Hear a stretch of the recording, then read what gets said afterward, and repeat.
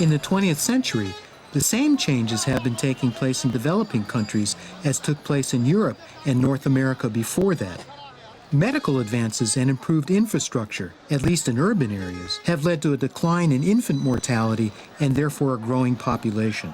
But these people had to be fed, and many experts believe that without the work of Dr. Borlaug and others, poor countries like India would have faced disaster. I spoke to agricultural scientist Dr. M.S. Swaminathan, who was the first person to win the World Food Prize for his part in the Green Revolution. So what would have happened in India without your work establishing these new genetic varieties?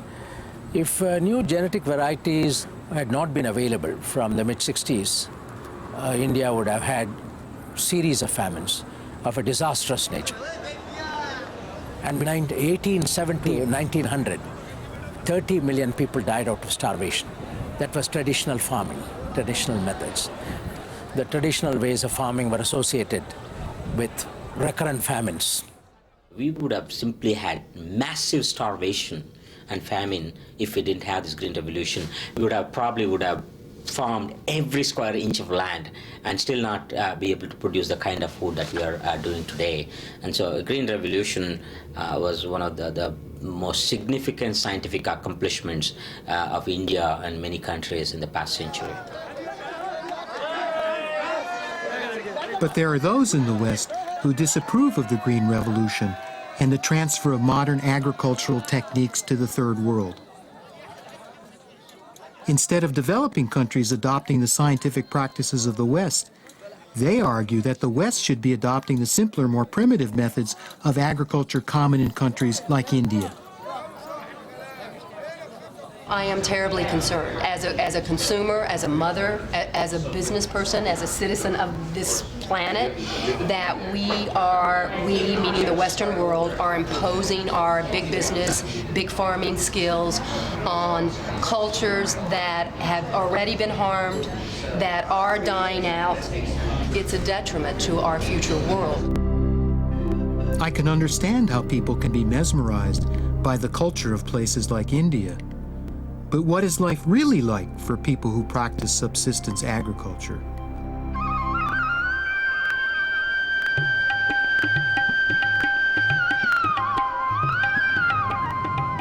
I decided to travel to India to find out for myself. It's not hard to find subsistence farming here, as I discovered when I took a short drive out of the capital, Delhi.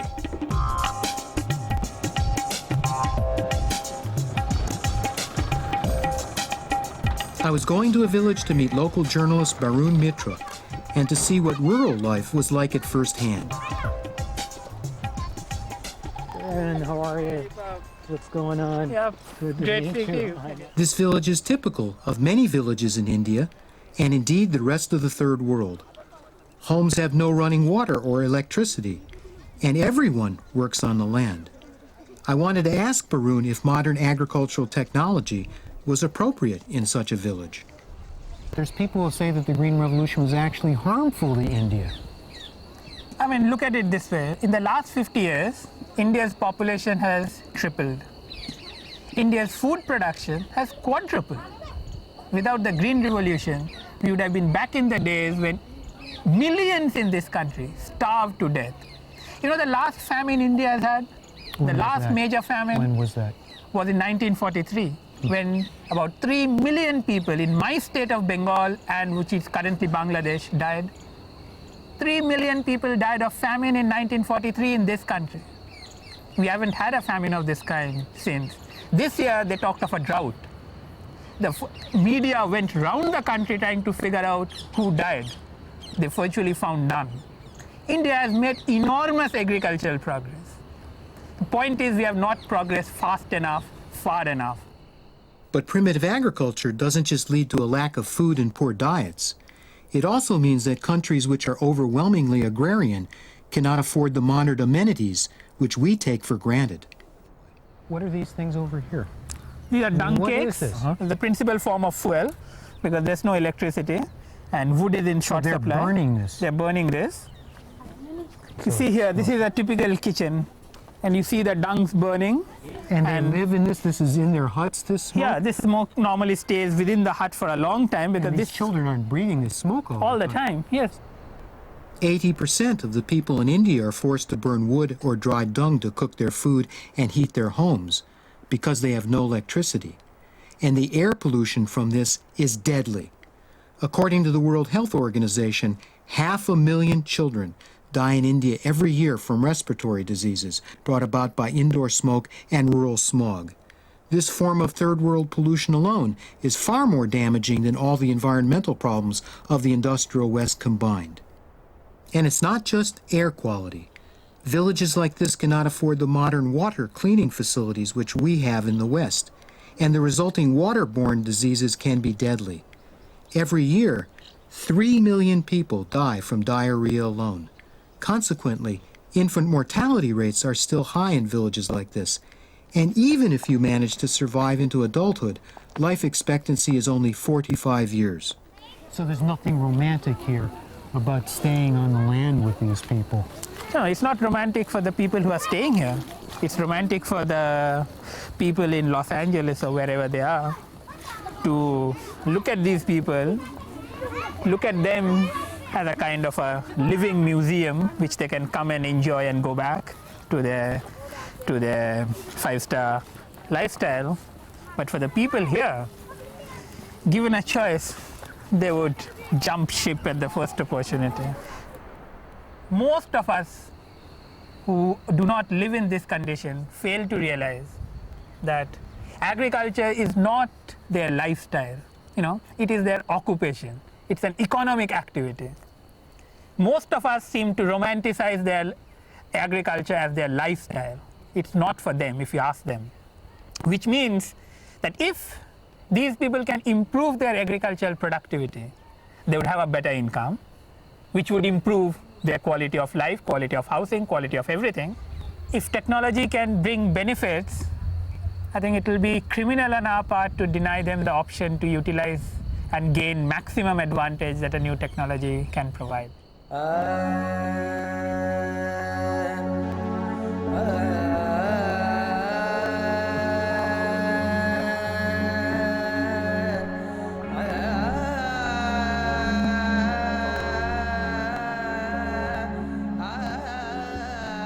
It was clear from my visit to India that despite the best efforts of scientists like Dr. Borlaug and Dr. Swaminathan, there was still much to be done in improving the agriculture and the lives of people here. Despite the Green Revolution, we still have about 200 million people who go to bed hungry every day, just in India alone, and that number is probably going to keep increasing.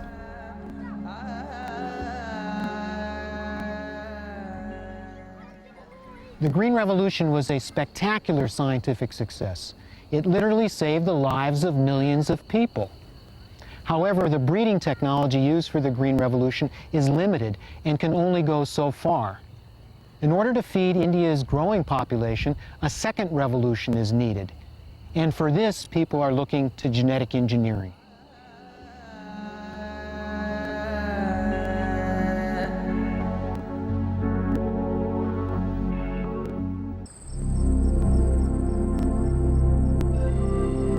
For most of agricultural history, farmers have had to rely on genetic mutations or chance crossings between one plant and another in order to improve their crops. And even after scientists had learned, in the early part of the 20th century, how to use genetics and breed plant varieties, their methods were still crude. This kind of breeding involved mixing together thousands of genes from one plant with thousands of genes from another, without being able to predict accurately what the result might be. The process of plant breeding is the science of genetics, and it is the science of genetic engineering to create new plants with better genetic constitutions that have a higher yield, that produce more. And so people have been selecting for better plants all this time, but they've had limitations. They've only been able to work with plants that they can cross, and they've only been able to work with entire genomes.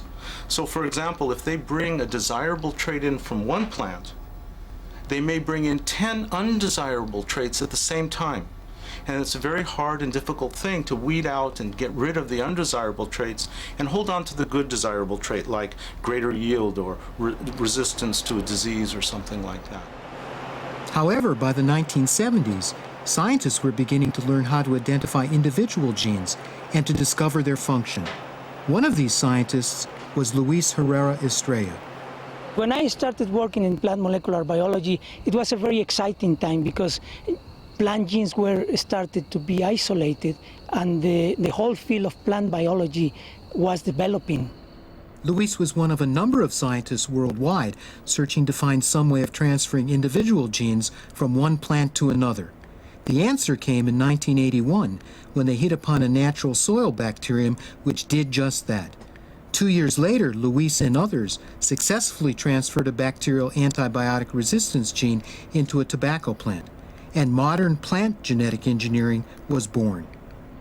So when we did these experiments and we successfully introduced genetic material from other organisms into plant cells, it was a big moment of our lives because that opened the possibility of changing the way agriculture is done in the world.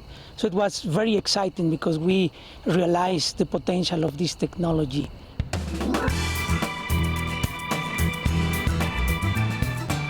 Researchers immediately set to work to see if they could turn theory into practice and use the new genetic engineering techniques to develop better crops.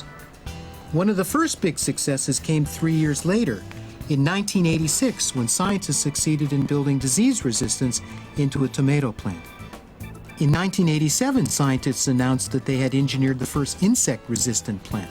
And the following year, they created herbicide resistance for the first time in a crop.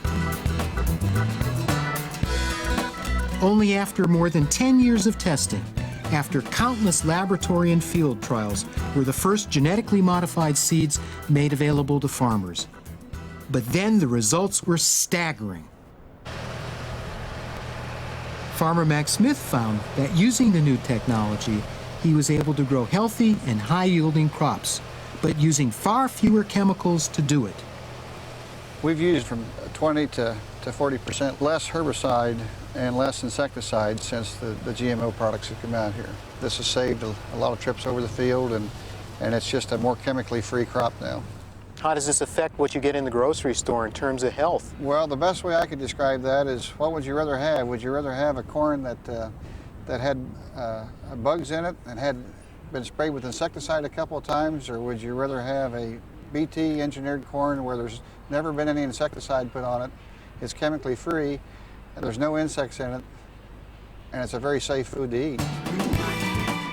The advantages of using genetically enhanced seeds were so obvious to farmers that within just a few years, they were turning to the new technology in droves.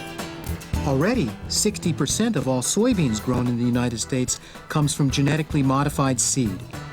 Worldwide, there is now over 100 million acres of GMO crops being grown.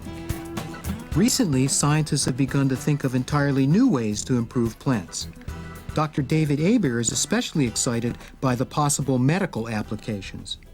What genetic engineering of plants has to offer is the ability to enhance the plants we have now. For instance, we can increase the amount of vitamin E in a ear of corn by 8 or 10-fold and make it so you don't have to take a vitamin pill with vitamin E in it. We may be able to get it just by eating our food supply. This is already being done with so-called golden rice, which has been engineered to contain higher levels of vitamin A. This is aimed at addressing a huge problem in the third world of so-called hidden hunger, where an inadequate diet leads to chronic vitamin and iron deficiency. What happens if you don't have enough vitamin A in your diet is that you simply go blind. You also have a problem that within a year or two you would die, because not only you go blind, but you also get predisposed to a lot of diseases like measles and malaria.